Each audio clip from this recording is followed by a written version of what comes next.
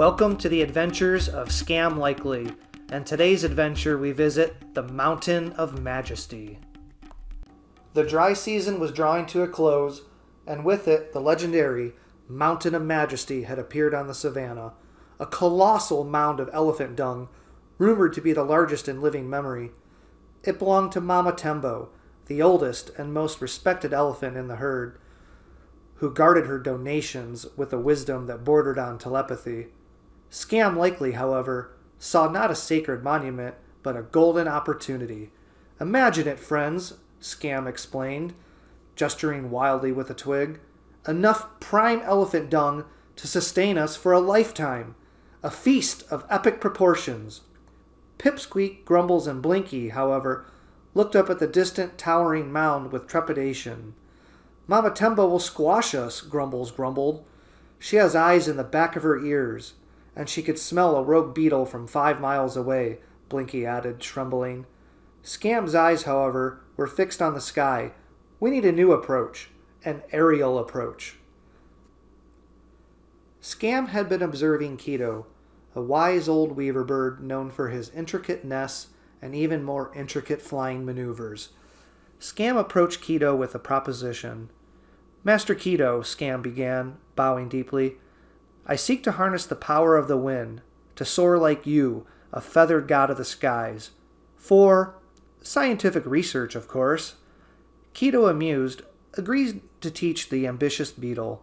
For days, Scam practiced, starting with single leaves. Kito would demonstrate glides, dives, and ascents, while Scam, clinging to his leaf, would try to mimic him, often spiraling into comical crashes. Pipsqueak, Grumbles, and Blinky often had to dig him out of soft patches of grass. Slowly, meticulously, Scam began to design. He gathered large, sturdy acacia leaves, reinforced them with sticky tree sap, and used thin, flexible grass stems for structural integrity. Pipsqueak, with his delicate touch, fashioned tiny harnesses. Grumbles, with his strength, helped test the leaf wings' durability. Blinky, ever the detailed-oriented one, mapped out wind currents. Finally, the Leaf Glider 5000 was complete. It was a magnificent contraption, sleek and surprisingly aerodynamic, capable of carrying a beetle and a significant payload. The day of the heist dawned clear and breezy. Perfect flying weather.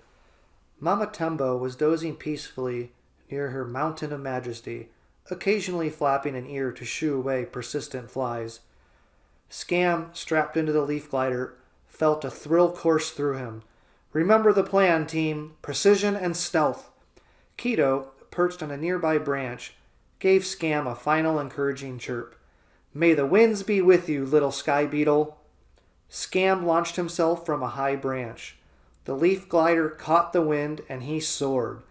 He executed a perfect glide, swooping low over the savanna, feeling the exhilarating rush of air beneath his wings. Pipsqueak, Grumbles, and Blinky watched with awe and terror from below.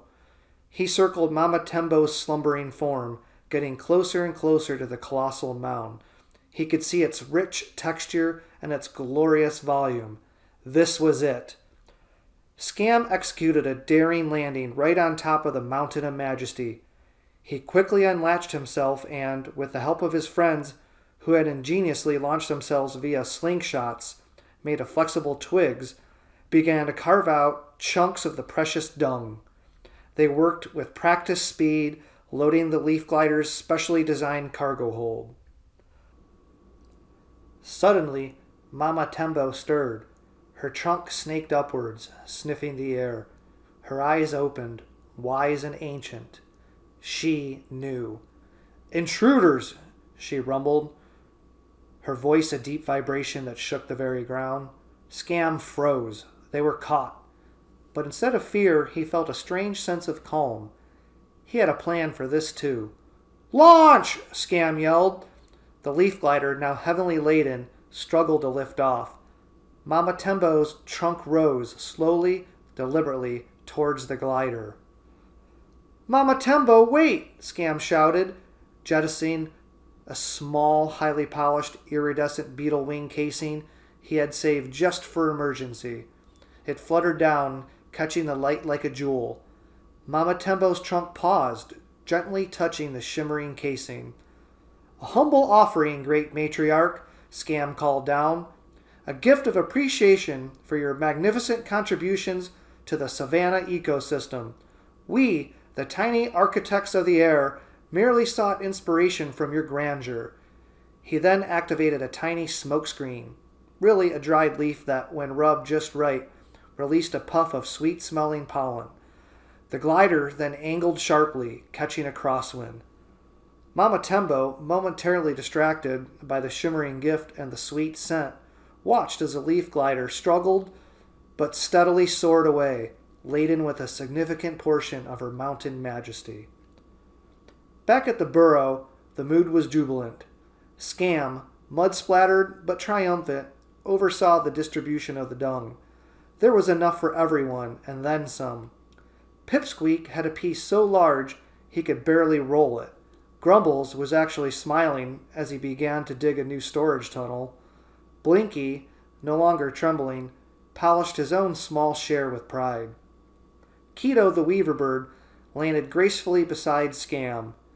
"A truly remarkable feat, little beetle," he chirped. "You not only flew, but you charmed an elephant." Scam winked. "A little ingenuity, a lot of courage from my friends, and the wisdom of a great teacher," he said, looking at Kito. "And a promise to share the winnings, of course." He nudged a particularly choice piece of elephant dung towards Kito. "For your troubles and for your excellent flying lessons." Scam likely had learned that the biggest scores weren't always about selfish gain, but about grand adventures shared with friends, even if those friends were sometimes convinced they were going to be squashed. And a well-timed, shiny trinket never hurt either.